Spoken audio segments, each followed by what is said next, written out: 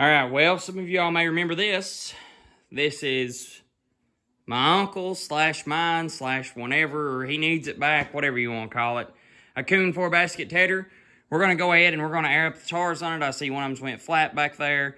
A couple others are low, so what we're going to do, we're going to go ahead and air them up. I brought the air tank, and then we're going to go ahead and hook this puppy up to the little Ford, and we'll grease it, check the oil levels, and we'll start kicking some hay. Everybody needs them a good air tank. Now, I'm not going to put much air in this one because this one's a little bit bigger than the others. So I'm just going to make sure it has enough air to stay off the ground. That'll work. This one back here has got a tube in it. And the tube is really probably had a hole poked in it because the rim is getting rusty. But these rims are super hard to find from Coon. That's still taking air. Let's just hope it holds.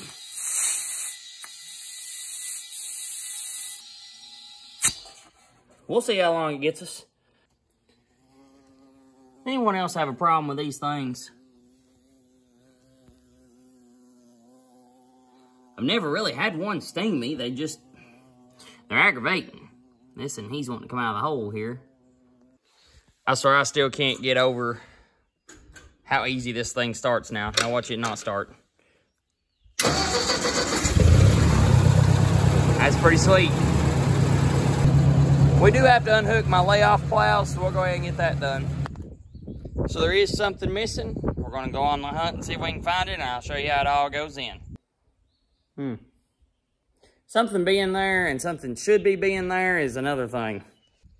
But sometimes they show up in the least expected places. Little sneak peek there. Still got to finish up my welds. I'm worried that it's going to be too much weight. We mocked it up last night and hooked it up, and it didn't really want to steer with it just sitting there. It steered fine when it was rolling, but I'm afraid there's too much weight out front, so I'll probably have to throw a bush hog or something on the back to counterweight it. So these are special pins for that drawbar. What you do, you go ahead and just pull this out. I think that tar is a little low there, but I think it'll be all right. And then what you do, you take your drawbar, depending on which way you want it angled. I want mine angled down. Go ahead, slide it up, and you'll feel another track that it goes into too. But you'll have to go up and under and see how far up it's went. You can kind of see it from the belly, but kind of not. If you can see there, that's how this works. Then once you get your pin, if I can hold the camera without, you slide your pin up, groove side up. Sometimes it takes a little wiggling. It's a little hard to do this one-handed. And then you'll see that groove up top. When that groove goes in up top, that's when you take your pin and you clip it on there. Just like so. Now, I don't want anybody to get no wrong ideas about any equipment on YouTube. My equipment's rough. My equipment's used. My equipment's 20-footers, as the saying goes. But, I mean, I feel like that's kind of how they're supposed to be. They're supposed to be used. They're not supposed to just be looked at. Just a little tip trick. Always grease your joints while the shaft's off. It's a lot easier to handle than when it's already on the tractor. Now, this is probably some common knowledge to a lot of people that watch my videos. You've heard me mention before about how important that a grease gun actually is. If you don't grease your equipment, it just won't hold up. So I'm going to show you all how to change a grease gun or how to put a new tube of grease in a gun. Like I said, I know many people know this, but there may be some people that don't. So the first thing you're going to do is you're going to pull this out. And what I always like to do, I always like to hang my handle on something that's pretty solid. You pull it up, and it locks right into place just like that. Then you take the cap off. Lift you loose of your righty-tighty.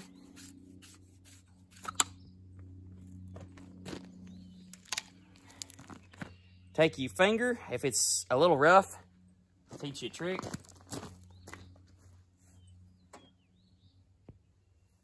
It's an old tube of grease anyway, so don't worry about getting it dirty. Go ahead and stick your finger with a rag And so that way you don't cut your fingers up. Because you can see kind of in there, that's where the cap peels off.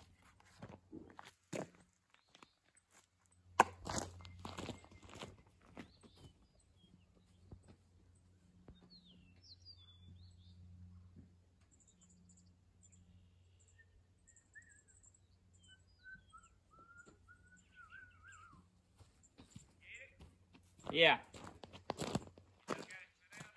No. So when you get a tube of grease, you always take the plastic end off first, put the plastic end down, and then you peel the top, just like a can.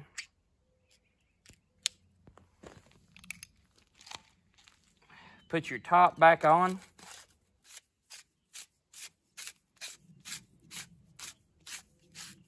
Tighten it down, push this out of the groove, and push it up in there. And most of the times, it'll start pumping grease out automatically. Other times, you'll have to pump it just to get the air out of it. They also make bleeders right here at the top that you can push down and shove air through it too.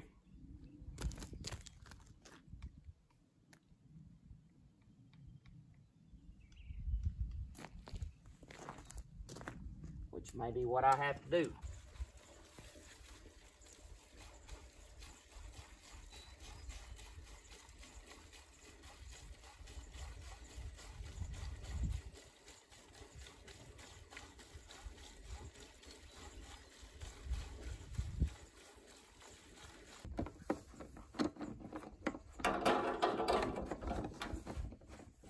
Water like that. I'm going to right now. Yeah, got plenty in it.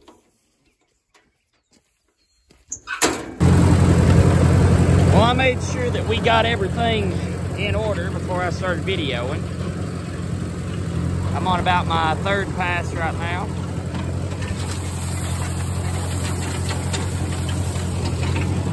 For some reason, like I said, I don't know why other than the ground being in better shape, this is my thickest through here.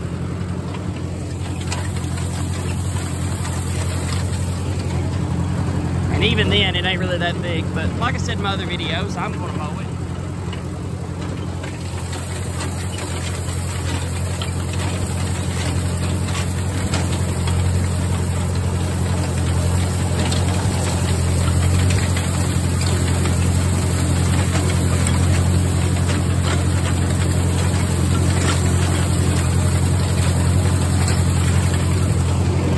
Anyone who's kept on my channel for a long time, you all recognize this little tractor.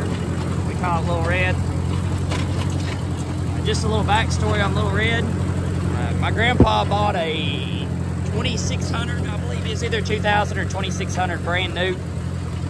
And this is going to sound crazy, but there was a tornado that came through and it picked up the barn. The barn didn't have any poles or anything in the ground. It was sitting on seals. It picked up the barn and it took it across the road and it had the tractor inside the hallway. Basically beat the tractor up real bad. So my grandpa put new sheet metal on it and he kind of sold it. And then he bought this 601. My grandpa did not buy this tractor new. But this is the only tractor that I can remember my grandpa having. He, of course, bought and traded on a few when I was real little. I can't really remember them. When I was about 13, my grandpa had noticed that I had wanted to start farming, but I didn't have anything to farm with. And he told me and Dad just to take his little tractor home. He was close to 90 at that time. So we took it home, and it's been here since I was 13, 14. So we've had it for 10 years. This thing has been extremely faithful. Haven't really done anything to it other than 12 volt it. We've had to, of course, rebuild the carburetor and things like that, but this thing has been extremely reliable.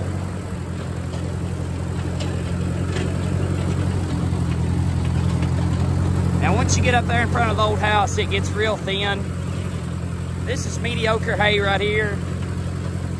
I mean, it's good hay, like it's not weedy and it's clean, but there just ain't a lot of it.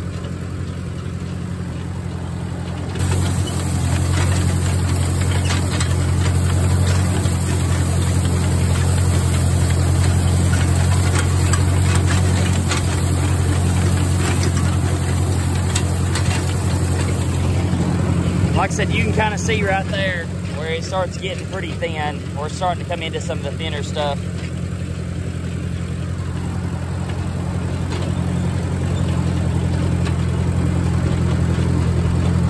Probably the thinnest first crop that I've had.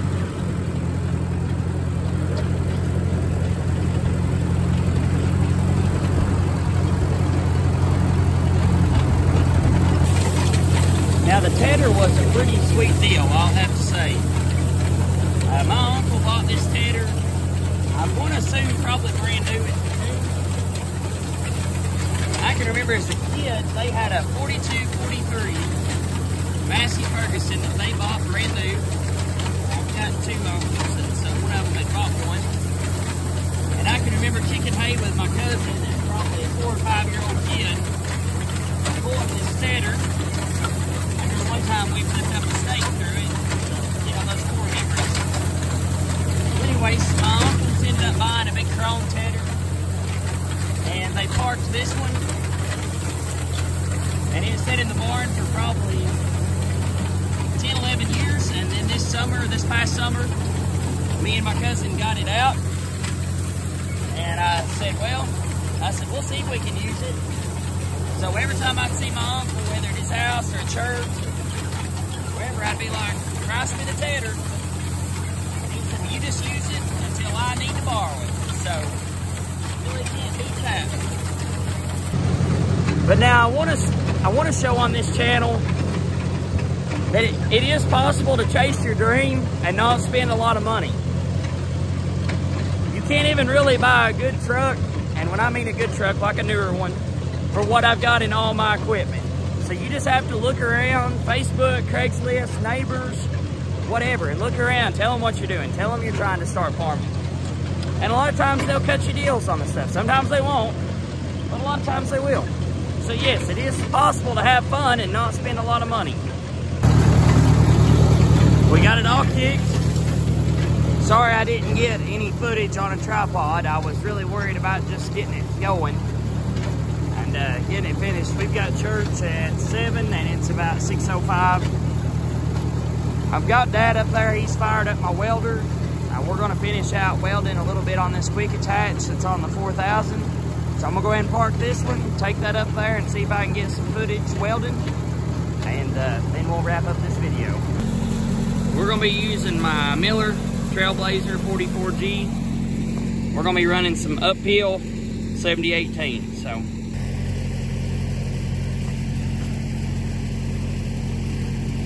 1/8 inch rod, about 105 amps.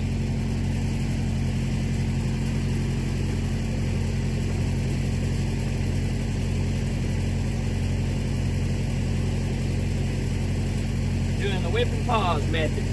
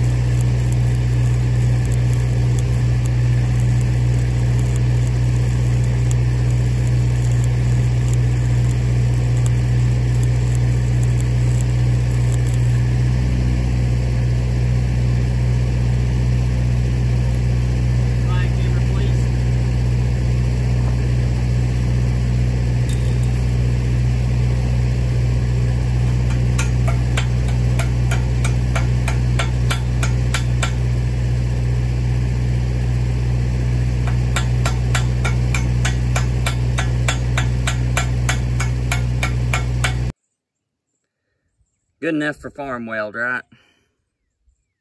Especially vertical. Welding's tough, especially when you don't do it every day, and especially when you're still learning like me. Vertical's definitely a challenge. The best tip that I can give to somebody is turn your heat down, even though it is harder to strike. Go ahead, turn that heat down, because if you don't, your weld will run down quicker than what it actually does. So like I said, turn that heat down. Thank you all for watching that video. I'll go ahead and wrap it up in the car. We got home, and it seems like these past few evenings have been just go, go, go, go. I was listening to the radio on my headphones, and the weatherman said that they were giving chances of rain for tomorrow and Friday. Of course, that's something you never want to hear, especially when you have hay down on the ground, especially once it comes to a point where it gets pretty ripe or gets pretty ready to bale. But something just hit me, and it was just like a voice speaking to me saying that I let you do this in the first place, that I was the one that let it grow. And, you know, sometimes the Lord just talks to us that way. Even if it does rain on the hay, even if it don't grow, there's no use in really getting tore up about it, because that's just things we really can't control. God allows us to even go out there and even have blessings like this, or even have the opportunity to do stuff like this. So it's all His plan, it's all His way, and the further and the quicker that we learn to accept His plan and to accept the way that He does things, our life seems to go a lot better. When I try to control my life, and when I try to like put my hands on my life and control everything that happens in it, it seems like life just never works out. Sometimes it's best just to take a back seat and let God drive for a while. As the Carrie Underwood song goes, Jesus, take the wheel. And honestly, there's been times in my life where I've taken the wheel, but I should have let Him. So I hope you all enjoyed this video. Quick little Wednesday night devotion, I guess, on the end of it. I hope you all are enjoying the videos. It seems like I've updated or uploaded 3 in a row, and hopefully maybe even 4 in a row here in the next couple days. So I really appreciate you all. I really appreciate the new subs, the comments. I really enjoy looking at them. So I appreciate it, and I hope you all have a blessed night.